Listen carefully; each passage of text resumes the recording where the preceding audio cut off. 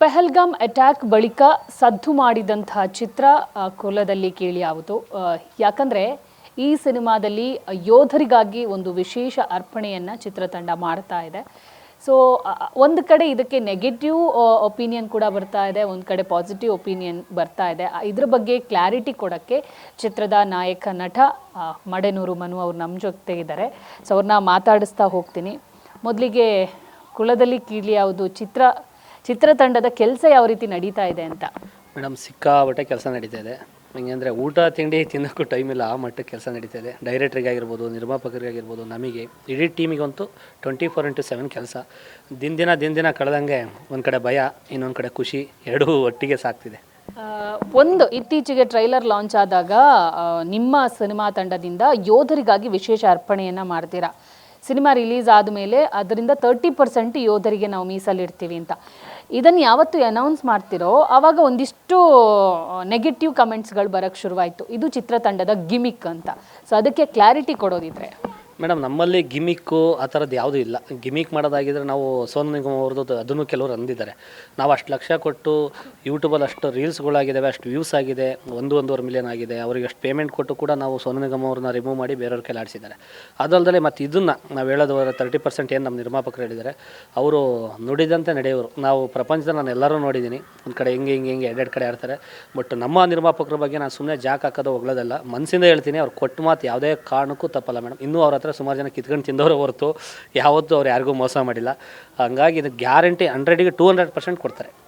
So ಯೋಧರಿಗಾಗಿ ಯಾಕೆ ಈ ಥರ ಒಂದು ಪ್ರಯತ್ನ? ಯಾಕೆಂದರೆ ಪಹಲ್ಗಾಮ್ ಅಟ್ಯಾಕ್ ನಂತರ ಈ ಥರದ್ದು ನಿಮ್ಗೆ ಯೋಚನೆ ಬಂದಿತ್ತು? ಅದಕ್ಕಿಂತ ಮುಂಚೆನೇ ಯೋಧರಿಗೆ ಏನಾದರೂ ನಮ್ಮ ಕಡೆಯಿಂದ ಒಂದು ಕೊಡಬೇಕು ಅಥವಾ ಅವರಿಗೆ ಏನಾದರೂ ಸಲ್ಲಬೇಕು ಅನ್ನೋ ಯೋಚನೆ ಇತ್ತಾ ಅಂತ? ಇಲ್ಲ, ನಮ್ಮ ನಿರ್ಮಾಪಕರು ಯಾವಾಗಲೂ ಹೇಳ್ತಾ ಇರ್ತಾರೆ ಸಂತೋಷ್ ಸರ್, ರೈತರಿಗೆ ಮತ್ತು ಯೋಧರ ಬಗ್ಗೆ ತುಂಬ ಕಾಳಜಿ. ಯಾಕೆಂದರೆ ಅವರು ರೈತರ ಕುಟುಂಬದಿಂದ ಬಂದಿದ್ದು, ನಾವು ಅದರಿಂದ ಬಂದಿದ್ದು.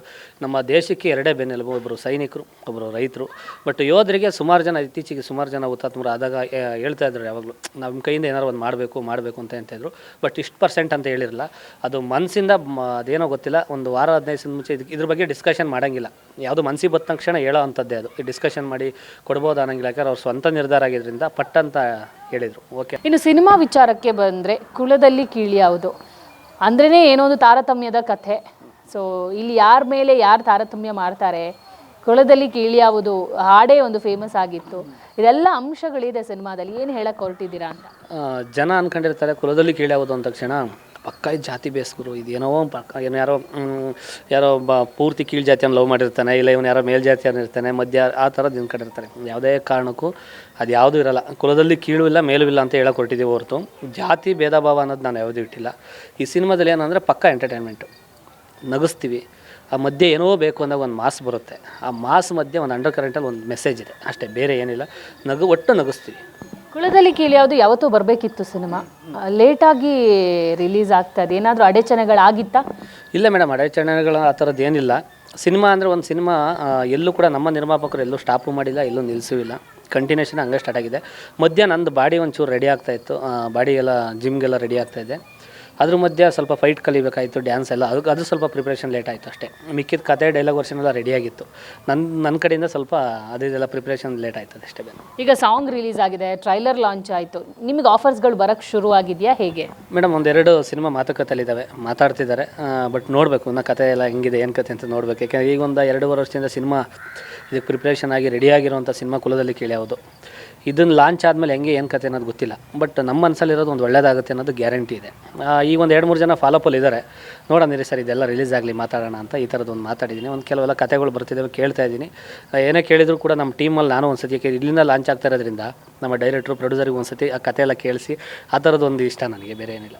ಎಷ್ಟು ಡೆಡಿಕೇಶನ್ ಆಗಿ ಸಿನಿಮಾದಲ್ಲಿ ನಿಮ್ಮನ್ನು ನೀವು ತೊಡಗಿಸ್ಕೊಂಡಿದ್ರಿ? ಯಾಕಂದರೆ ಫೈಟ್ ಇದೆ ಅಂದರೆ, ಡ್ಯಾನ್ಸ್ ಇದೆ ಅಂದರೆ, ಫುಲ್ ಎಂಟರ್ಟೈನ್ಮೆಂಟ್ ಅಂದರೆ ಅಷ್ಟೇ ಇನ್ವಾಲ್ವ್ಮೆಂಟ್ ಇರಬೇಕಾಗತ್ತೆ. ಸಿನಿಮಾದಿಂದ ನೀವು ಕಲಿತಂಥ ಒಂದು ಲೆಸನ್ ಯಾವುದು ಅಂತ ಈ ಕುಲದಲ್ಲಿ ಕೀಳಿಯಾವುದು ತಂಡದ? ಇದರಲ್ಲಿ ಆ್ಯಕ್ಟಿಂಗ್ ಮತ್ತೆ ಕಲಿತೆ, ಮತ್ತೊಂದು 4 ತಿಂಗಳು ಆ್ಯಕ್ಟಿಂಗ್ ಕಲಿತೆ, ಫೈಟ್ ಒಂದು 3 ತಿಂಗಳು 4 ತಿಂಗಳು ಕಲಿತೆ, ಜಿಮ್ಮು 1.25 ವರ್ಷ. ನಾನು ಆ್ಯಕ್ಚುಲಿ ಸಿಕ್ಕಿದ್ದೆಲ್ಲ ತಿನ್ನೋ ಅಂಥವ್ನು. ನಾನು ಮುದ್ದೆ ತಿಂದರೂ ತಿಂತೀನಿ, ತಲೆ ಮಾಂಸ, ಬೋಟಿ ಗೀಡಿ ಏನು ಸಿಕ್ಕಿರೋ ಏನೂ ಬಿಡಲ್ಲ. ನಾನು ಎಲ್ಲ ನಾನ್ ವೆಜ್ ತಿಂತೀನಿ, ಎಲ್ಲನೂ ತಿಂತೀನಿ. ಏನೂ ಆಯಲ್ ಬೋಂಡಾ ಬಜ್ಜಿ ಅಂತೂ ಸೆರೆ ಒಂದು ಮಂಕ್ರಿಗಟ್ಟಲೆ ತಿಂದ್ಬಿಡ್ತದೆ. ಕಾಫಿ ಟೀ ಒಂದೊಂದು ಇಷ್ಟು ತಿಂತಾಯಿದ್ದೆ. ಅದೆಲ್ಲ ಅವಾಯ್ಡ್ ಮಾಡಬೇಕು ಅಂದರೆ ತುಂಬ ಕಷ್ಟ ಆಯಿತು, ಒಂದು ವಾರ. ಬಟ್ ನಮ್ಮ ಟ್ರೈನರು ಹಂಗೆ ಇದ್ದರು, ಸ್ವಲ್ಪ ರಫ್ ಆ್ಯಂಡ್ ಟಫಾಗಿ ಎತ್ತರಿ ಇನ್ನೊಂದು 5 kg ಎತ್ತರಿ ಅನ್ನೋರು. ಬಟ್ ಒಂದು ಕಡೆ ಗುರಿ ಇತ್ತಲ್ಲ, ಸಿನಿಮಾ ಅನ್ನೋ ಗುರಿ ಇತ್ತಲ್ಲ, ಆ ಉದ್ದೇಶಕ್ಕೆ ನಮಗೆ ಗುರಿ ಇರೋದ್ರಿಂದ ಎಲ್ಲ ಫುಲ್ಲು ಡಯಟ್ ಮಾಡ್ಕೊಂಡು ನೀಟಾಗಿ ಪ್ರಿಪ್ರೇಷನ್ ಆದೆ. ಜಿಮ್ಮೇ ನನಗೆ ಹೆವಿ ಟಾಸ್ಕು. ಆ್ಯಕ್ಟಿಂಗ್ ಏನೋ ಅಲ್ಲಿ ನೋಡ್ಕೊಂಡೆ, ಕಾಮಿಡಿ ಕಿಲಾಡಿ ವಿನ್ನರ್ ಆಗಿದ್ದೆ, ಅಲ್ಲೇನೋ ಒಂಚೂರು ಗೊತ್ತಿತ್ತು, ಟಚ್ ಇತ್ತು. ಇಲ್ಲಿ ನನಗೆ ಫಿಲಪ್ ಆಯಿತು, ಅಲ್ಲಿ ಚೆನ್ನಾಗಿದ್ದೆ, ವಿನ್ನರ್ ಆಗಿದ್ದೆ. ಅದಾದಮೇಲೆ ಇಲ್ಲೇನೋ ಸಿನಿಮಾಗೇನೋ ಬೇರೆ ಬೇಕು ಅಂದರು, ಬೇರೆ ಏನೋ ಕಲಿತೆ. ಆದರೆ ಇದು ಜಿಮ್ ಮಾಡೋದು ಫೈಟ್ ಇದೆಯಲ್ಲ, ನಮಗೆಲ್ಲ ಹಳ್ಳಿ ಕಡೆ ಕೆಲಸ ಮಾಡಿರೋದ್ರಿಂದ ನಮಗೆ ಮಂಡಿ ಗಿಂಡಿ ಕೈಯೆಲ್ಲ ಸ್ವಲ್ಪ ಬೆಂಡ್ ಆಗೋದು ಕಷ್ಟ. ಇದೆಲ್ಲ ಬೆಂಡ್ ಮಾಡಿ ಮುರಿದು ರೆಡಿ ಮಾಡಿ ಜಿಮ್ನಾಸ್ಟಿಕ್ ಎಲ್ಲ ಮಾಡಿಸೋರು ಇದರಲ್ಲಿ. ಸೊ ಸದ್ಯದಲ್ಲೇ ಸಿನಿಮಾ ರಿಲೀಸ್ ಆಗ್ತಾ ಇರೋದ್ರಿಂದ ಸೊ ನಿಮಗೆ ಟ್ರೈಲರ್ ಲಾಂಚ್ ಆಗಿದೆ, ವ್ಯೂಸ್ಗಳು ಚೆನ್ನಾಗಿ ಬರೋಕ್ಕೆ ಶುರುವಾಗಿದೆ. ಸಾಂಗ್ ರಿಲೀಸ್ ಆದಾಗಲೂ ನೋಡುಗರು ಅದನ್ನು ಮೆಚ್ಕೊಂಡಿದ್ರು, ಹಾಡನ್ನು ಅಂದರೆ ತುಂಬ ಚೆನ್ನಾಗಿದೆ ಹಾಡು ಅಂತ ಹೇಳ್ತಾ ಇದ್ರು. ಹೆಂಗೆ ರಿವ್ಯೂ ಬರೋಕ್ಕೆ ಶುರುವಾಗ್ತಾ ಇದೆ, ಆಡಿಯನ್ಸ್ ಏನು ಹೇಳ್ತಾ ಇದ್ದಾರೆ ಅಂತ? ಸುಮಾರು ಜನ, ಈಗ ನಾನು ಥಿಯೇಟರ್ ಹತ್ರ ಹೋಗಿದ್ದೆ, ಟ್ರೈಲರ್ ಎಲ್ಲರೂ ನೋಡಿದ್ದಾರೆ. ಸುಮ್ಮನೆ 3-4 ದಿವಸಕ್ಕೆ 2.6 ಮಿಲಿಯನ್ ಅಂದರೆ ಅದು 2.26 ಲಕ್ಷ ಜನ ನೋಡಿದ್ದಾರೆ ಅಂದರೆ ತುಂಬ ಸುಮ್ಮನೆ ತಮಾಷೆ ಅಲ್ಲ. ಅಲ್ಲಿ ಟ್ರೈಲರ್ ನೋಡಿದಾರಲ್ಲ ಅಂತಿದ್ರು. ನಾವು ಸುಮ್ಮನೆ ಸರ್ ನಮ್ಮ ಸಿನಿಮಾ ನಿಮಗೆ ರೀಚ್ ಆಗಿದೆಯಾ ಅಂತ ಕೇಳಿದೆ. ಯಾಕೆ ನಮ್ಮವ್ರು ನಾವು ಸ್ಟೇಟಸ್ ಹಾಕೊಳ್ಳೋದು, ನಾವು ನೋಡಿದ್ದೀವಿ ಅನ್ನೋದು ಬೇರೆ. ಅದು ಬಿಟ್ಟು ಜನಕ್ಕೆ ಸಿನಿಮಾ ತೋರ್ಸೋಕೆ ಹೋಗಿರೋದ್ರಿಂದ ಸರ್ ನಮ್ಮದೆಲ್ಲ ನಿಮ್ಮ ರೀಚ್ ಆಗಿದೆ ಅಂದಾಗ ಅವ್ರು ಹೇಳ್ತಾಯಿದ್ರು, ಸರ್ ಖಂಡಿತ 23ಕ್ಕೆ ಕಾಯ್ತಾಯಿದ್ವಿ, ನಮ್ಮ ಫ್ಯಾಮಿಲಿ ಎಲ್ಲ ನೋಡ್ತೀವಿ ಸರ್, ನಮ್ಮ ಕಡೆ ನಾನು 50 ಟಿಕೆಟ್ ಸರ್ ಫಿಕ್ಸು ಸರ್ ನೋಡಿ ಅಂತ ಹೇಳ್ತಾಯಿದ್ರು. ಬಟ್ ಅವರೆಲ್ಲ ಸಿನಿಮಾ ನೋಡ್ತಾರೆ ಅನ್ನೋ ಒಂದು ಗ್ಯಾರಂಟಿ ಮೇಲೆ ಬಂದಿದ್ದೀನಿ. ಇಲ್ಲ ಒಂದು ಕಡೆ ಸಿನಿಮಾ ರೀಚ್ ಆಗಿದೆ, ಅದೇ ಮೇಯ್ನು. ಆಡಿಯನ್ಸ್ ಮೇಯ್ನ್ ಅವರೇ ಹೇಳ್ಬೇಕಾಗಿರೋದು ನಮಗೆ. ನಮ್ಮವ್ರು ಹೇಳ್ತಾರೆ, ಯಾಕೆಂದರೆ ಎಲ್ಲರಿಗೂ ಗೊತ್ತಿರುತ್ತೆ ಪಾಪ. ರೋಡಲ್ಲಿ ಓಡಾಡೋರು, ಗಾರ್ಮೆಂಟ್ಸಲ್ಲಿ, ಫ್ಯಾಕ್ಟ್ರಿಲಿ, ಹೋಟ್ಲಲ್ಲಿರೋರೆಲ್ಲ ಹೇಳ್ಬಿಟ್ರೆ, ಆಟೋ ಓಡಿಸೋರೆಲ್ಲ ಹೇಳ್ಬಿಟ್ರೆ ಸಿನಿಮಾ ಗೆಲ್ತು.